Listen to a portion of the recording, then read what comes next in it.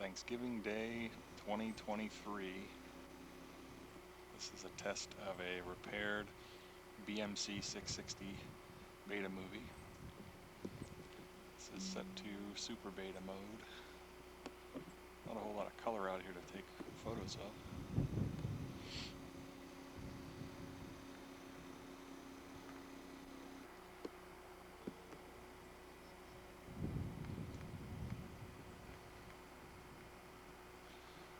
This camera came in with no drum rotation.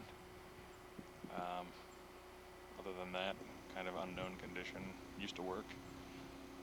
Found a bad or a leaking electrolytic capacitor on the 5-volt rail, which was kind of dragging down the drum servo when it was switched on. So we fixed that.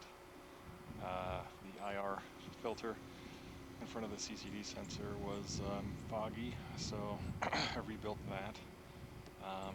Recapped the imager board. Let's see, I did recap the CCD processing board because there were some questionable looking capacitors on that. Other than that, I didn't recap anything else. Put new belts on it. What else? New belts, new autofocus belt. The iris motor was bad. That was actually known before. It wouldn't adjust to white light or to bright light. The exposure was out of whack, and it would overexpose. So that was fixed. To do that, I had to swap the entire front lens assembly over from another 660 because the iris motor could not be removed. The screws were just not going to budge. Like I said, the autofocus was corrected. The belt was bad, which is normal. So I used the belt or the watch back seal, battery seal, as discussed in the other video. What else? So new belts, cleaning. I put a better pinch roller in from another unit. This one was all hardened. I don't believe those are available. I have not been able to find any replacements. What else? I did a back focus adjustment with the test jig after I fixed or put the other lens assembly on.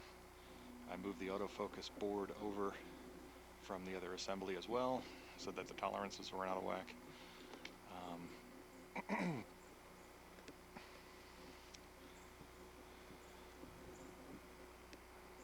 see. Then I found that the DC to DC converter was injecting picture noise.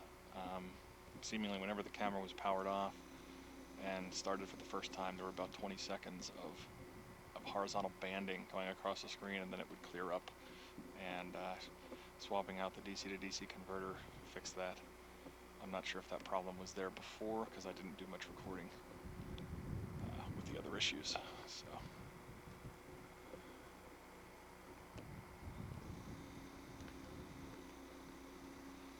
The sound was also intermittent.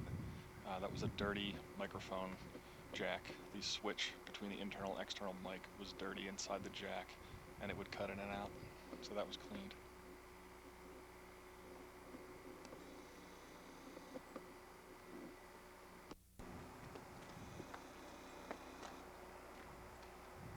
Oh, I also changed a corroded battery terminal. It had poor contact with the battery.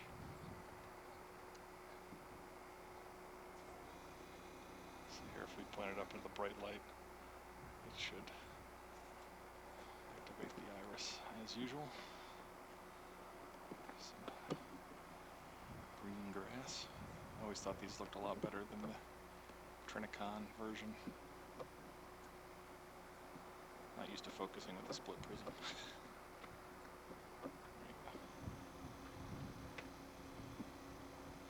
Let's see if I can do an autofocus test. See if this focuses as I go down the line of lights here. It should keep in focus. These aren't the best at autofocusing, but they're pretty good in a pinch for a consumer camera.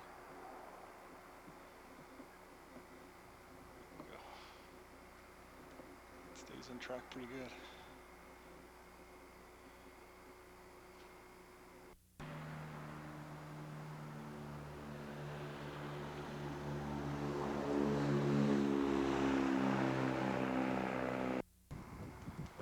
So there it is. It took me probably a dozen hours to get this camera back into shape. It was definitely needed the most of any Betamovie I've ever touched.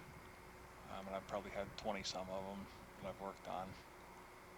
But, oh, there was also the enclosure was cracked in a few different places from shipping damage.